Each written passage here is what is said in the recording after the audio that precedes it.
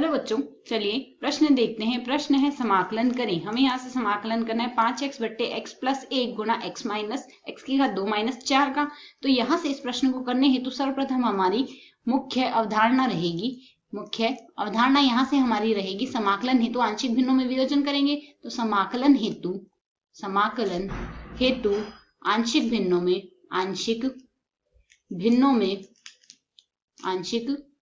में वियोजन करेंगे। आंशिक भिन्नों में वियोजन करेंगे। समाकलन हेतु यहाँ पर आंशिक भिन्नों में वियोजन करेंगे। तो यही प्रक्रिया हम काम में लेते हुए यदि हम इसे सरल करें, हमें यहाँ से समाकलन करना है 5x बट्टे x प्लस 1 गुणा में हमारे पास x की घात 2 माइनस 4 को, तो साथ ही dx के सापेक्ष समाकलन करना है। इसे सरल करके हम यहाँ से क्या लिख सकते हैं? इसे सरल करके हम लिख सकते हैं 5x बट्टे x प्लस 1 गुणा, यदि हम यहाँ से सरल करें x की घात 2 माइनस 4 को, x की घात 2 माइनस 4 को हम यहाँ से लिख सकते हैं x प्लस 2 गुणा x माइनस 2। तो यदि इस रूप में यहाँ से लिखते हैं, हमारे पास मान आएगा x प्लस 2 गुणा x माइनस 2। साथ ही लगा देंगे हम यहाँ से dx।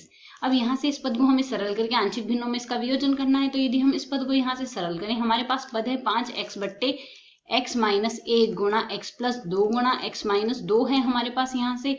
तो यदि हम इस पद का आंशिक भिन्नों में वियोजन करें, मान आएगा a बट्टे x माइनस 1 प्लस b बट्टे x प्लस 2 प्लस c बट्टे x माइनस 1 में हम इसका वियोजन कर देते हैं। तो यदि हम यहाँ से दोनों पक्षों के अंशों की तुलना करें, तो यहाँ से हम लिख सकते हैं अंशों से।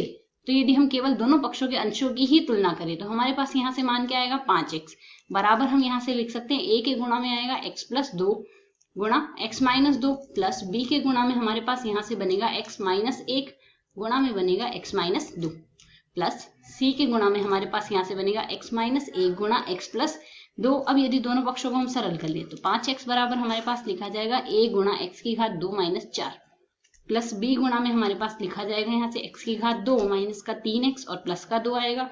ठीक इसी प्रकार प्लस c के गुणा में हमारे पास यहाँ से लिखा जाएगा x की घात 2 प्लस का x माइनस का 2। अब यदि हम दोनों पक्षों को और सरल कर लें, तो 5x बराबर हमारे पास आएगा x की घात 2 के गुणांक हमारे पास क्या क्या बने हैं? a plus b plus c। ठीक इसी प्रकार हमारे पास यदि x के गुणांक देखें, तो यहाँ से आएगा माइनस का 2b और प्लस का c। और यदि यहाँ से नियत पद का देखें, तो नियत पद बन रहा है माइनस का 4a प्लस का यहाँ से बनेगा हमारे पास 2b और माइनस का 2c।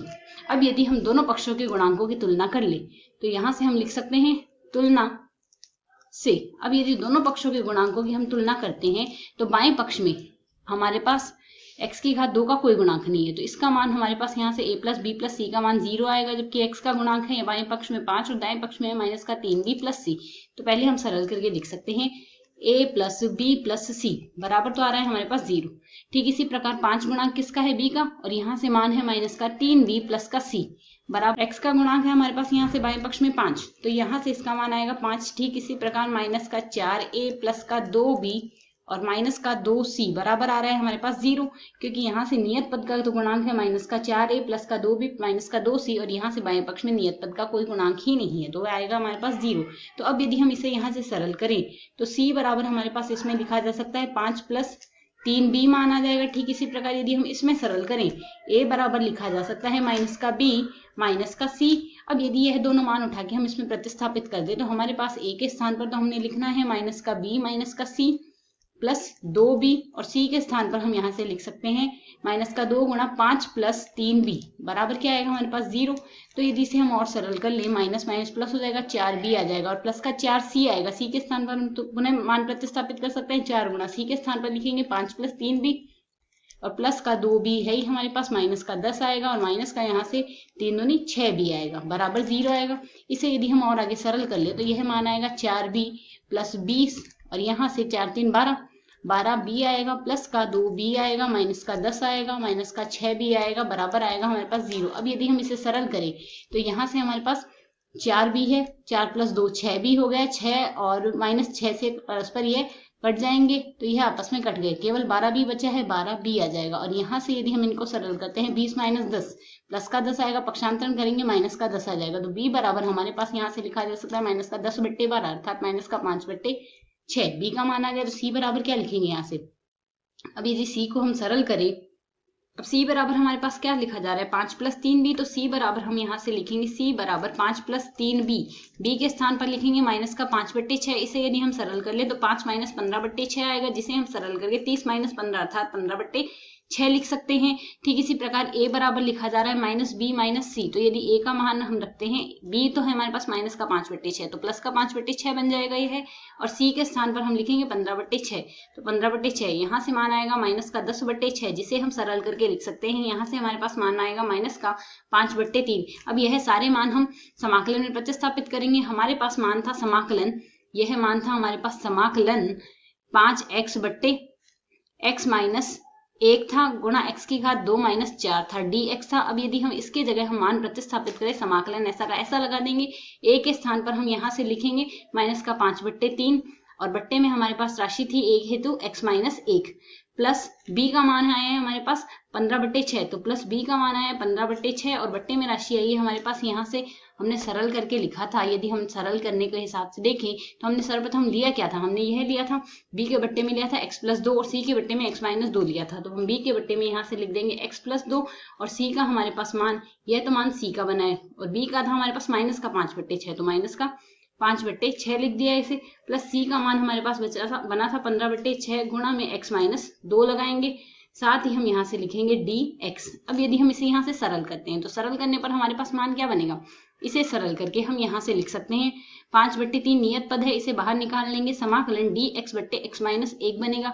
इसी प्रकार माइनस का 5/6 हम बाहर लिख लेंगे, माइनस का 5/6 बाहर लिख लिया, समाकलन dx/x + 2 बन गया, प्लस इसी प्रकार 15/6 बाहर लिख लेंगे, समाकलन dx/x - 2 बन गया। अब इन सभी पदों का हम समाकलन कर देते हैं, तो हम जानते हैं यहाँ से हमारे पास सूत्र होता है, क्योंकि समाकलन dt/t का जो मान आता है वह हमारे पास आता है log t के बराबर। यदि इसी अवधारणा को हम कार्य में लेते हुए समाकलन करें तो हमारे पास मान आएगा माइनस का 5/3, dx/x - 1 है, इसका मान आएगा log x - 1, तो इसे हम लिख देंगे यहाँ से log x - 1 बन जाएगा, प्लस इसी प्रकार यदि हम अगले पद को सरल करें, यहाँ से मान माइनस में है तो माइनस लगाएंगे, यहाँ से हमारे पास राशि आएगी माइनस का 5/6 log, ये मान हमारे पास यहाँ पर बनेगा, इसका समाकलन dx/x + 2 है तो log x + 2 बन जाएगा, तो यहाँ से हमारे पास राशि आ जाएगी log x + 2।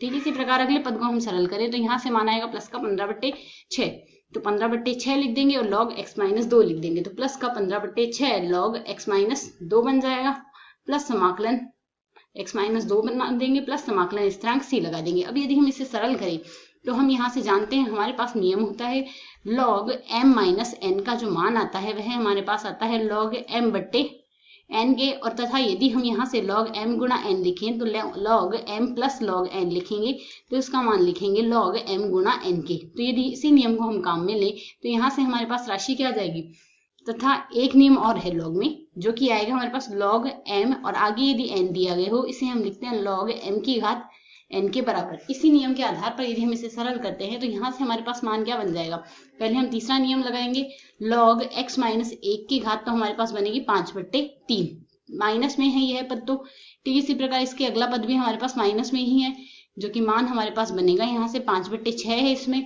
तो log यह आ जाएगा हमारे पास x + 2 की घात बनेगी हमारे पास 5/6, और अगला पद है प्लस में log x + 2 की घात हमारे पास बनेगी, यहाँ से x - 2 की घात है हमारे पास 15/6, तो यह आ जाएगा 15/6 प्लस समाकलन स्थिरांक c।